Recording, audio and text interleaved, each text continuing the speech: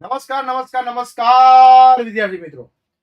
ધોરણ 9 સામાજિક વિજ્ઞાન વિષયની અંદર સર બ્લુપ્રિન્ટ એટલે કે જે માળખું હોય છે એ કઈ રીતનું હોય છે, પેપર કેવી રીતે પ્રશ્ન પૂછાય છે, કેટલા માર્કનું હોય છે, કેવી રીતે તૈયારી કરવી, કયા ચેપ્ટરમાંથી કેટલો ગુણ બહાર હશે, અને વિભાગ એ, વિભાગ બી, વિભાગ સી, વિભાગ ડી કેટલા માર્કનું હોય છે, નકશો કયા વિભાગની અંદર આવે છે, આવા તમામ પ્રશ્નોનું નિરાકરણ માટે તમારા માટે લઈને આવ્યા છે બ્લુપ્રિન્ટનું એટલે કે માળખું. શરૂ કરીએ છીએ, જેમાં સૌથી પહેલા સરકાર દ્વારા આપવામાં આવેલું વાર્ષિક પરીક્ષા પ્રશ્નપત્રનું સ્વરૂપ. તો પ્રશ્નનો પ્રકાર તો કે સૌથી પહેલા આવે છે હેતુલક્ષી પ્રશ્નો એટલે કે શોર્ટ ક્વેશ્ચન, જેમાં ખાલી જગ્યા, ખરા ખોટા, જોડકા, એક વાક્યના સવાલો એ બધા આવશે. જે 24 પ્રશ્નો આવશે, જનરલ વિકલ્પ સાથે પણ 24 જ આવશે, બીજો કોઈ ઓપ્શન મળશે નહીં. તમારું પેપર જનરલ વિકલ્પ વાળું પેપર આવશે એટલે કે ધારો કે 13 પ્રશ્ન હોય તો 13 માંથી 9 વિભાગ બી માં. આખું નીચે સમજાવું છું. ટૂંકા જવાબી પ્રશ્નો એટલે કે વિભાગ બી, જેમાં 13 પ્રશ્નો આપેલા છે, 13 માંથી તમારે લખવાના છે ખાલી 9 જ. તો 2 માર્કના પ્રશ્ન 9 દુ 18. વિભાગ સી ટૂંકા જવાબી પ્રશ્નો 9 માંથી લખવાના 6 જ. તો 6 ગુણ્યા 3 બરાબર 18. વિભાગ ડી 8 પ્રશ્નોમાંથી લખવાના 5, 4 માર્કનો સવાલ, 5 ચોક 20, કુલ 80 ગુણનું પેપર. હવે ચેપ્ટર વાઇઝ વાત કરીએ કે કયા ચેપ્ટરમાંથી કેટલો ગુણભાર હોય છે. તો કુલ 22 ચેપ્ટર, એમાંથી પ્રથમ ચેપ્ટરમાંથી જનરલ વિકલ્પ સાથેની વાત કરીએ તો 3 માર્ક. ચેપ્ટર નંબર 2 એમાંથી પણ 3 માર્ક. ત્રીજા ચેપ્ટરમાંથી 3, ચોથામાંથી 5 માર્ક, છઠ્ઠામાંથી 6 માર્ક, સાતમામાંથી 8 માર્ક, આઠમા ચેપ્ટરમાંથી સાતમામાંથી 7 અને આઠમામાંથી 3, નવમા ચેપ્ટરમાંથી 6, દસમામાંથી 6. એવી રીતે 22 ચેપ્ટરનો ગુણભાર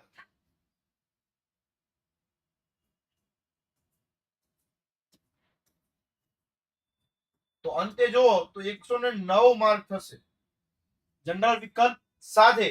પણ જનરલ વિકલ્પ વિના ગણો તો કુલ 80 માર્ક થશે.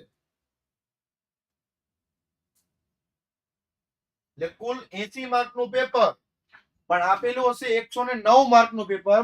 109 માંથી તમારે 80 માર્કનું પેપર એટેન્ડ કરવાનું છે. એક્સ્ટ્રા ક્વેશ્ચન લખો છો તો ચાલે છે.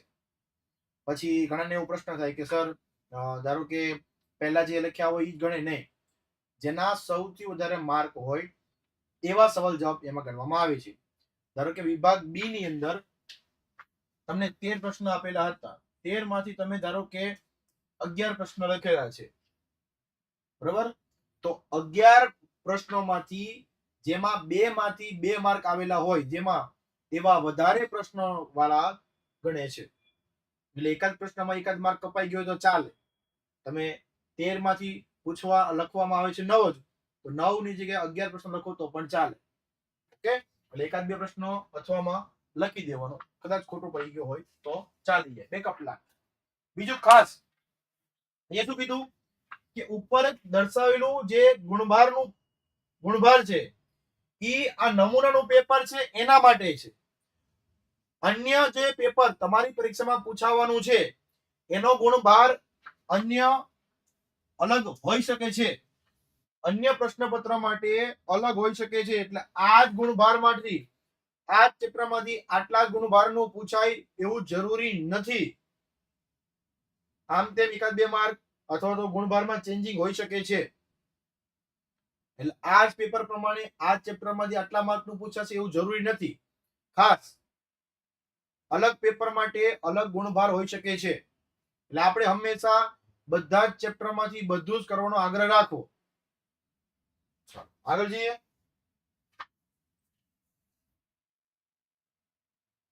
વાર્ષિક પરીક્ષાનું માળખું કઈ રીતનું હશે?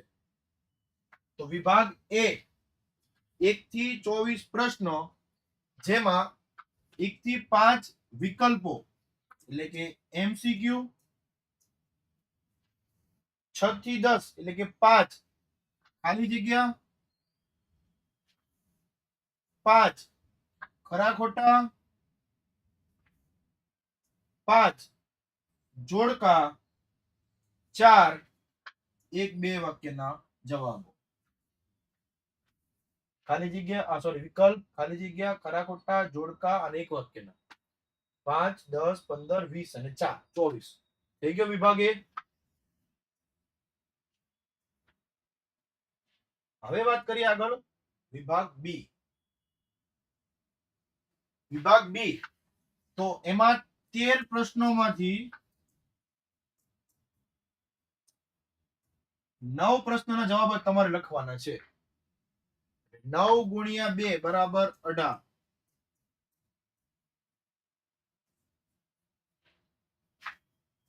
જેમાં વિધાન સમજાવો એવું પૂછી શકે, કારણ આપો, વ્યક્તિનો પરિચય પૂછી શકાય, મને ઓળખો, સંકલ્પના, વર્ગીકરણ, સ્થળોની યાદી અને અનુમાન આધારિત એટલે કે અમુક સિચ્યુએશન આપી દે કે આવું થાય તો આમાં તમે શું કરો. મેં ખાસ કરીને 20મો ચેપ્ટર આપત્તિ ને વ્યવસ્થાપન છે, એમાંથી એવો પ્રશ્ન આવી શકે કે ભાઈ પૂર આવે તો ભૂકંપ આવે, જ્વાળામુખી દાવાનળ બધું થાય તો શું કરવું અથવા શું ન કરવું, એવા પ્રશ્ન પૂછી શકે છે.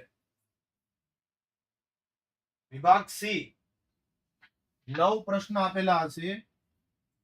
9 માંથી તમારે 6 પ્રશ્નોના જવાબ આપવાના છે, એટલે 6 ગુણ્યા 3 બરાબર 18.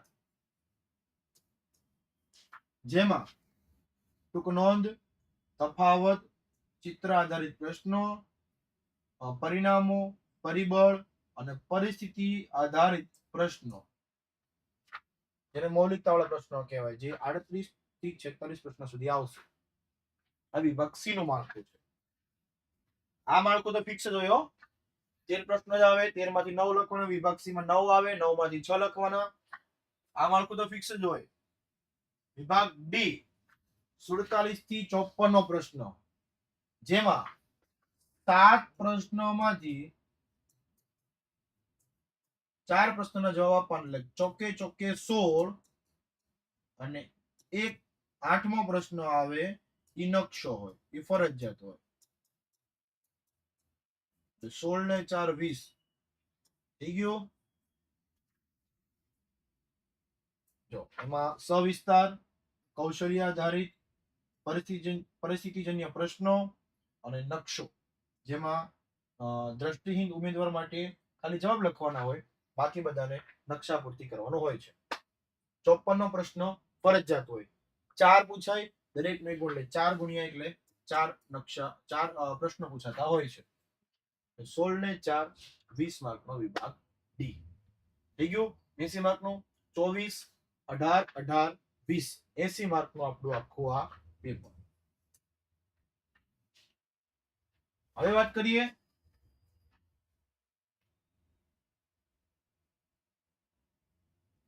એનું એક નમૂનાનું પ્રશ્ન પેપર. તો સૂચનાની અંદર ખાસ લખેલું છે, જો 54નો પ્રશ્ન ફરજિયાત છે. વિભાગ એ ની અંદર સાચા વિકલ્પ પસંદ કરી જવાબ આપો. તો વિભાગ એ 24 માર્ક, એમાં 5 પહેલા વિકલ્પો છે, પછી ખાલી જગ્યા પૂરો, તો 5 ખાલી જગ્યા 6 થી લઈને 10 સુધી.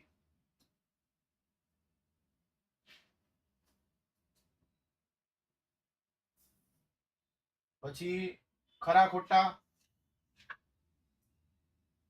તો 5 ખરા ખોટા.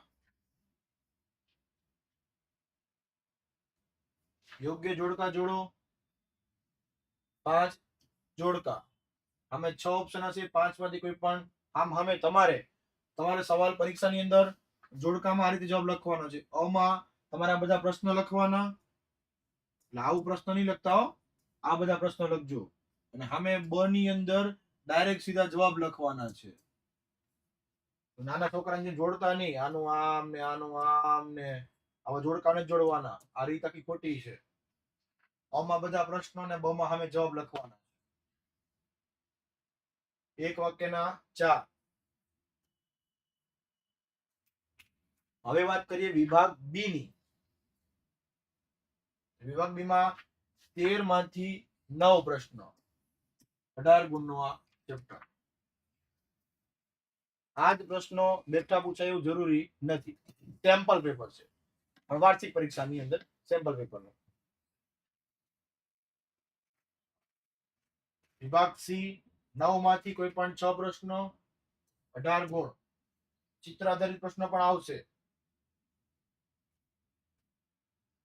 દ્રષ્ટિહીન ઉમેદવાર માટે જ્યારે આવા પ્રશ્ન પૂછાય, અહીંયા વચ્ચે અથવા લખ્યું હોય દ્રષ્ટિહીન ઉમેદવાર માટે છે, તો તમારે પ્રશ્નનો જવાબ લખવાનો નથી.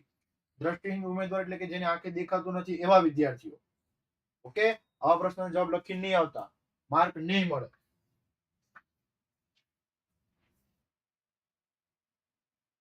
વિભાગ ડી, જેની અંદર 54 પ્રશ્નનો ફરજિયાત છે.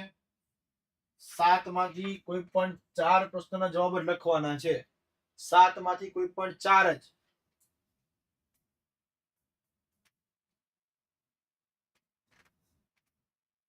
અને 54 પ્રશ્ન કેવો છે?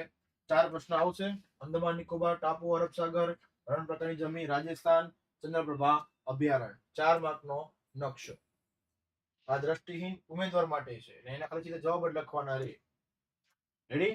તો આવી જ રીતે આઈએમપી બ્લુપ્રિન્ટ માળખું વિભાગ વાઇઝ આઈએમપી વિડીયો મેળવવા માટે વિદ્યાગુરુ ગુજરાતી ચેનલને સબસ્ક્રાઇબ કરી દો, લાઈક કરી દેજો, અને આવનાર આઈએમપી માટે ચેનલને સબસ્ક્રાઇબ કરી લેશે, નોટિફિકેશન ઓન કરી દેશો, જેથી તમને આઈએમપી સૌથી પહેલા મળી રહે.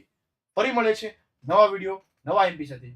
ત્યાં સુધી હું પાર્થ જાની આપની વચ્ચેથી વિદાય લઉં છું. Bye bye, take care. જય હિન્દ, જય ભારત, ભારત માતા કી જય. વંદે માતરમ. જય જય ગરવી ગુજરાત.